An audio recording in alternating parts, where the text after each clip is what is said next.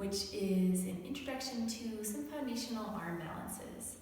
Now, arm balances have a lot of benefits. They are invigorating, they cultivate a lot of strength, especially in the upper body and in the core, and they require a lot of focus. So when you have arm balances as your goal, you will hopefully tend to be more focused in your practice, more disciplined, cultivating that tapas. But they can also be frustrating. They are challenging on the wrists and the arms. They don't work for everybody. Sometimes they require a lot of flexibility in the hips, sometimes in the back, and sometimes just a lot of balance, which just comes with time. And then if you're having any wrist injury or shoulder injury, they can be pretty much off limits. So it's really important to just check into where you're coming from. If you're choosing to practice arm balances, are you coming from a place of curiosity and exploration and healthy sense of wanting to challenge yourself? And can you remember Santosha, one of the principles of yoga, which is contentment with where you are and acceptance of where you are in the practice, while allowing for that sense of play and bringing that sense of exploration and challenge into your practice.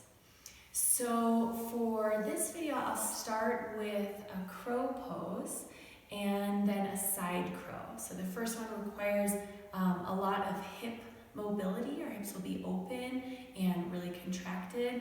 And then the next one requires a deep twist in the spine. So we'll do a little warm up to prepare for each of those. So come on up to standing. Ground your feet, spread your toes. Inhale, reach the arms out and up.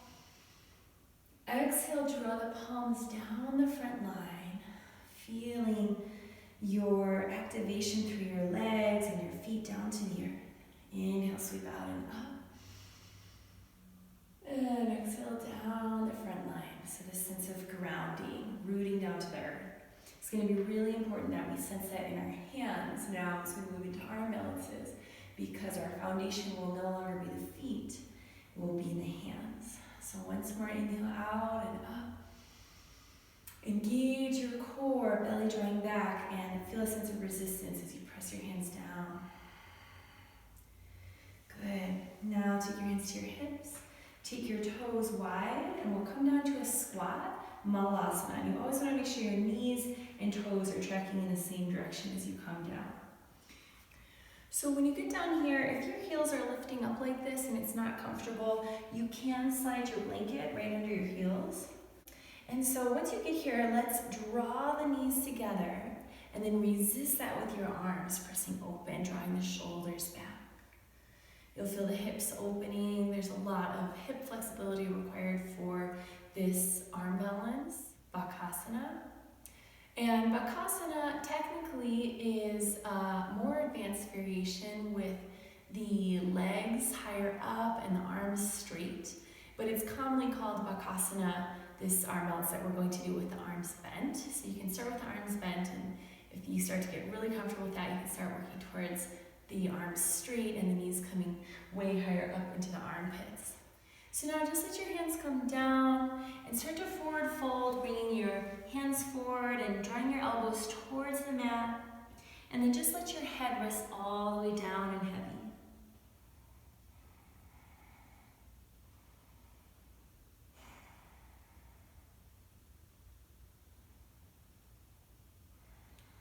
Let your head stay down and breathe across your back, and then infuse your breath up into your ribs.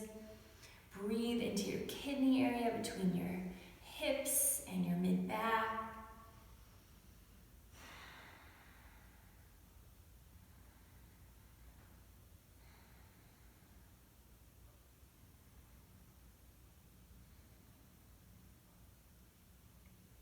Good, then come partway up. Place your hands down under your shoulders so your fingers are spread super wide. And then I really want you to put some weight down into your arms, into your hands, and just see if you can sense every single part of your hand active and not like clenching, but gripping the mat. And then you'll really start to feel a sense of this bigger foundation. The wider your hands are, the more spread your fingers, and the more you're really engaging through your hands, the bigger your foundation becomes here. Now lift your hips up about halfway, come onto your toes, and then you'll shift your shins as far as you can onto your upper arms, bending your elbows like a shelf. You can start with your arms, elbows coming wide as you shift your shins onto them, and then you start to hug your elbows in, hug your shins in. Now reach your gaze forward towards the front edge of your mat. Reach your heart forward, and you can start to pulse forward, really gripping the fingers, and down. Forward and back. So you feel this little pulse, and then eventually, if it feels right, you can take one foot off the mat, point the toes back, and then try the other one. And then you can keep going like that for now, or you can reach your heart forward, round your back to the sky, and see if both toes can lift up. Draw the toes together, squeeze the shins in, push the ground away, round the back, belly up to the spine. Keep breathing. Then when you're done, come down. You'll straighten the legs, turn the toes forward to forward fold, and then slide your palms under your feet to stretch and massage the wrists. Rest your head, use your toes to massage the wrists. Pada is the feet, hasta is the hands, so the hastas come under the padas.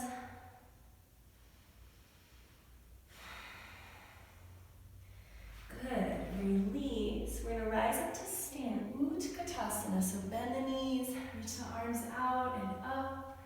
Come deep down into your stance here. So coming into a twist here to prepare for our side crow, Parsva Bakasana. Inhale, open the shoulders. Exhale, take the right elbow to the left thigh. Draw the right hip back. Lift the chest up towards the hands. Draw the left shoulder back, deep bend the knees. Breathe here.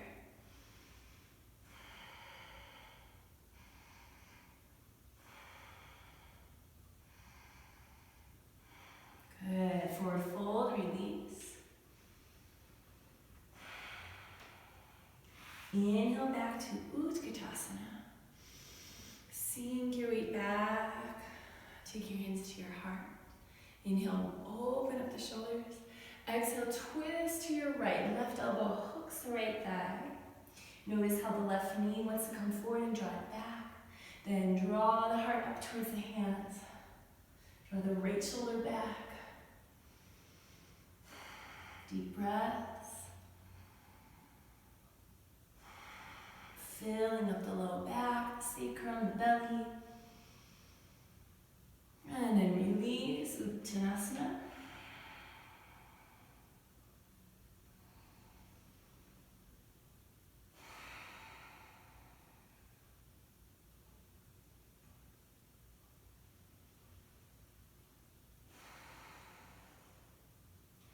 Okay, bend the knees here, so you're gonna come up onto the toes.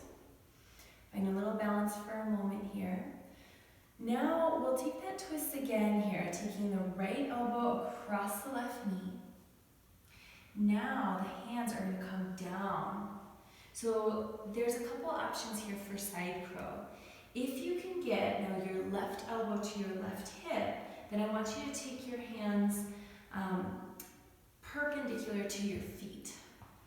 If you can't get your left elbow to your hip, that just requires a lot of flexibility in the spine and in the hips, then there's another way to do it. It requires a little more balance, but it's a lot of fun. You're going to take your hands parallel to the line of your feet or perpendicular to the line of your thighs. And you can see my fingers are facing forward. In either case, find your hands hip distance apart.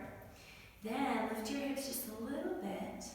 The right elbow is connected to the left knee. You're going to start to reach your chest away from your feet. Reach your gaze away. Maybe you can start to feel that moment where you could lift. Maybe you just work on the core and the arm and the wrist strength here, pulsing. Maybe you can pulse up, lifting the feet. Heart reaches forward. Shoulders draw back. Good. So that was the option with the arms wide. The other option with the hands perpendicular to the feet is like this. If you can get the elbow into the thigh, then the right elbows to the left knee, the left elbows to the left hip. You have a little bit more stability here.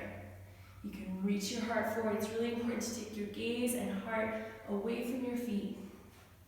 Find that moment of balance and lift up the toes. Press on all 10 fingers. And come down. Good. Before we switch to the other side, let's take that Bakasana. Hands underneath the feet. Rest the head.